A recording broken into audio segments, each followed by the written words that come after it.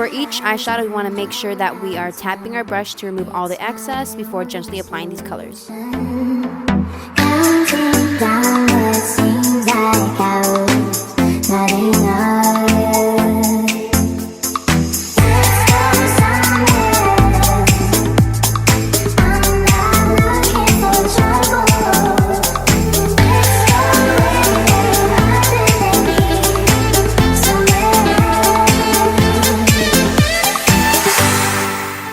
Color, we're going to only use a little bit since it is a dark shade, and make sure you are tapping your brush to remove all the excess before you gently apply this color.